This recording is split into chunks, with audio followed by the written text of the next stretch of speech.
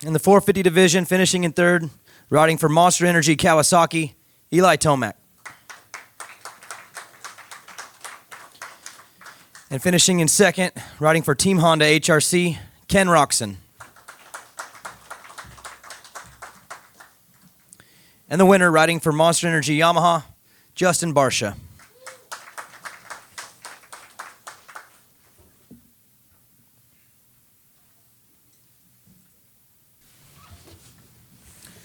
Congrats, guys. Take us through your main event, the challenges you faced, and what it took to get you on the podium. Eli? Man, it was kind of crazy. I actually thought it would help us a little bit, that it started dumping that much rain, because our heat races were sort of one line. It was like just fast enough. It was, a little bit tough to really get around guys. So I thought the rain was pretty good, and it kept coming down, but we were able to still jump the stuff. So pretty wild night. Just glad to get out of here, with the podium. Kenny? Yeah, I'm with him for sure. It's good to get out of here with a podium with these kind of conditions. Obviously, it can play in your favor, but it can also bite you really bad. And it was, for about half of the main or so, we were still jumping the big doubles in the middle, and it started becoming just a little rut. And I don't know, it was kind of sketchy out there, that's for sure. And we were just doubling through stuff, and there were a lot of ruts to choose from. It just got super sloppy out there, but it's definitely just consistency. And once we started lapping riders, I feel like that's when it started getting really bad. I think I got held up a couple of times pretty bad. That cost me. And but overall, good to be in second and get out of here with a solid finish. Yeah, for sure. Track from the start to the finish definitely changed drastically. It was pretty ruddy, a little choppy, pretty slick, but for like a mud race, it wasn't like crazy muddy. It was just a little bit slick, but definitely made it challenging when got into lappers. Just had to be smart, and it was interesting for sure. Made for a good race. I'm obviously really happy with it. For Eli, you were coming through, running around fifth or sixth for a while, and then right at the end there, it seemed like you made some key moves there. And can you talk a little? Were you being super patient? Were you consciously trying to be patient because of the conditions? And talk a little bit about what happened there at the end too. I was just trying to play it a little bit easy. I mean, it's always easier said than done to do that. But the first half I was just trying to not blow myself up, because in that condition, if you get tight, it's like over, you get shot out the back by the end. So, and then I caught on to a few things. I wasn't jumping the big double early on. My little pack of guys wasn't doing it, and then I get on the board, double. So I'm like, holy crap, the guys up front are jumping it. So latched onto that. That helped a little bit, and just kind of stayed solid the whole way. Aaron Hansel, Racer X. This is a question for Justin. You've faced challenges at the beginning of seasons in the past. Can you talk a little bit the mental difference to start a season out like this versus the way that you've started past seasons in recent history?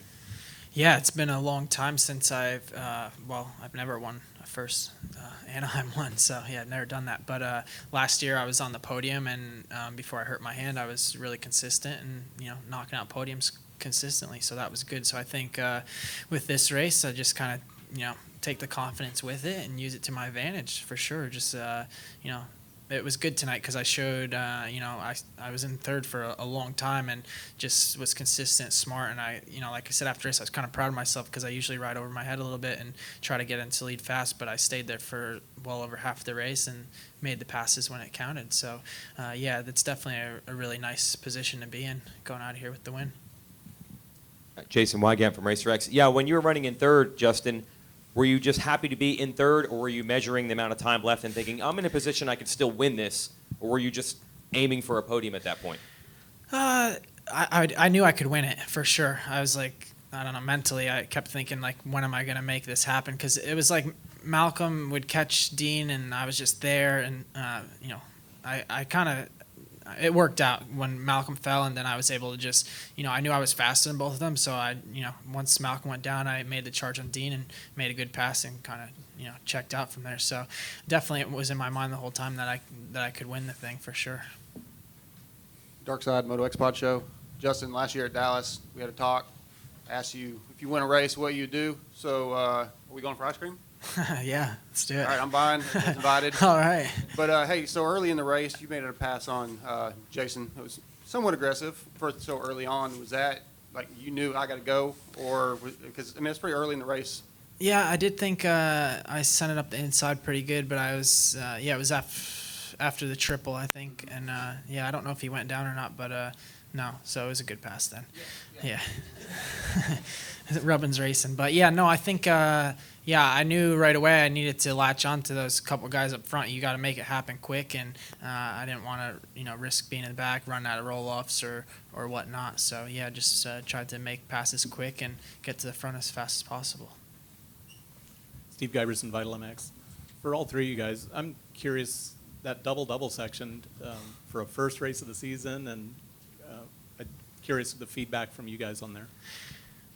I think I was really surprised on press day. I was like a little nervous to hit the first one because it was so close to the second one. I saw a few guys face into it, but I think it wasn't dangerous. It was cool in my opinion. I thought it was something different. The guys it seems like the track guys are trying hard, and I felt like they built a really good track. But I'm sure it was, for some guys, it was a little scary at first, but we got the hang of it. Yeah, the first one was like the bigger one, and you just kind of had, like, if you looked at it from the stands, it was pretty much the same size as the triple, so you kind of have to just treat it the same way, but it was coming out of that turn, and I think what made it just worse was the rain, because it was right on the verge of you can jump it if you hit everything right, or do you back off in the last second. So I thought the track overall was actually a pretty cool layout. Yeah, I'm with these guys. Like it was fun and flowy when it was dry, but when it got wet, it was a little bit sketchy. But it worked out. It was good to see that change, and they did a good job here at Anaheim 1. Jim Kimball, Motocross Action. This is for Justin. Justin, you were pretty open, like near the end of 2017, that you were discouraged or frustrated or down.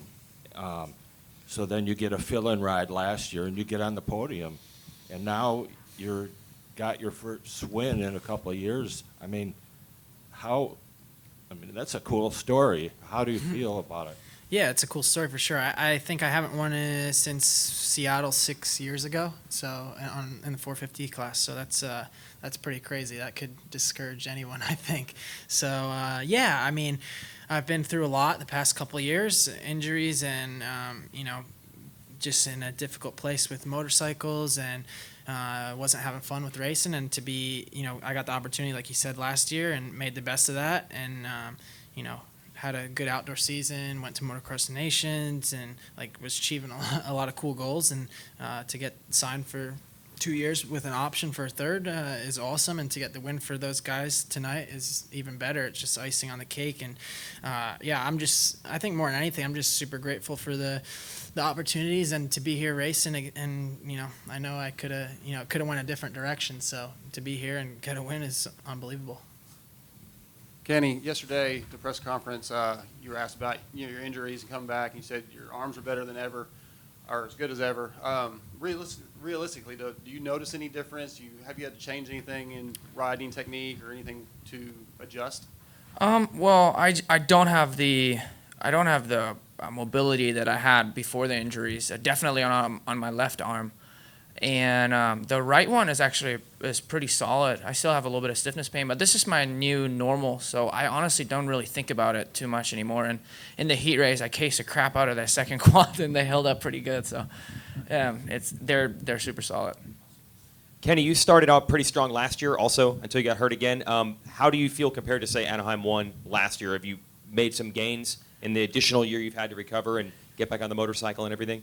Yeah, last year I was really up in the air coming into this first race, and I might have looked like I was fine, and I was, but this year, even leading up, like last year with 3 weeks before the race or something, I got a lot, like I would lay in bed at night and try to sleep, and all of a sudden I'd get an adrenaline rush thinking about racing, and and it kept happening. And this year I was just kind of super neutral, and I was patient out there racing today too. And I just kind of, my highs are not too high, and even when I practice out there today in the qualifying practice, and I'm not up on top of the board, I don't stress about it at all, because I knew coming to racing that I'm more of a racer, and I like being behind the gate. So, and it kind of just showed.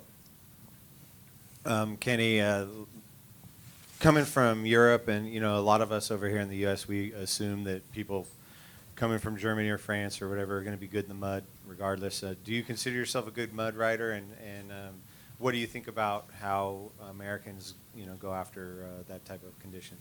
I for sure used to be a good mud rider. I usually just embrace it, but there was just a time where I didn't spend time on the motorcycle at all for injuries, and then I came back racing. I didn't really have a mud. I guess it was just a long time without mud races, to be honest. And then outdoors, we raced this year a couple of mud races, but that was pretty much it. So it's really just about getting back into the groove. I rode mud in Europe all the time, and then I'd come over here, and every time we do have mud races, I just embraced it and always liked it. So it was just a long time without any mud races, but I usually still like the mud.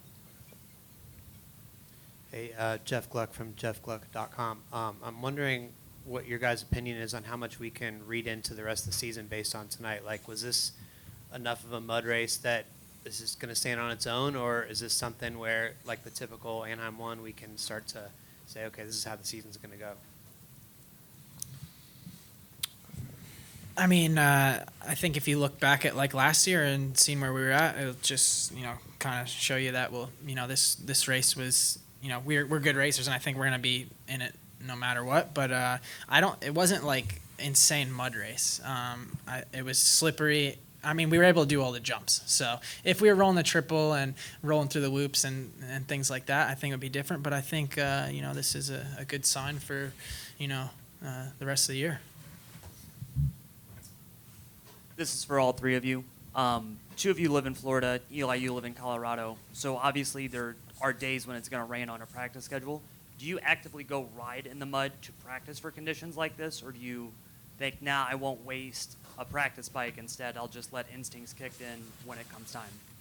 Well, when you live in Florida, it usually rains in like 5-inch anchors a day or something like that. So it's usually really bad to where you have to skip a couple of days. This year, we did ride in the mud once. And we had to skip a couple of days, and it ended up still being muddy. But I mean, it's really just when you're out there and it starts raining and it starts getting sloppy, you're still fine. But if it dumps rain on a Sunday where it's like pretty much unrideable, I think anybody would just say no, and you'd rather skip a day. Yeah, I think it's all like risk versus reward, right? Like riding the super sketchy Supercross track, if it's wet, normally you kind of call it. So just depends on the condition and what track you're riding. All right, guys, thank you.